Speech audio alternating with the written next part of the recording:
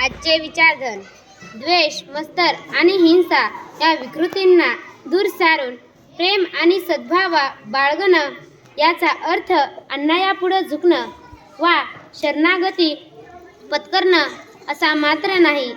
अटळ असेल तेव्हा अन्यायाशी संघर्ष करणं हे देखील एक विधायक आणि रचनात्मक पाऊल असतं. मऊ मेनाहून आणि विष्णुदास कठीण वज्रास भेदू येसे असं संत तुकारामांनी म्हटलं. ते विधायक अर्थानंच होय.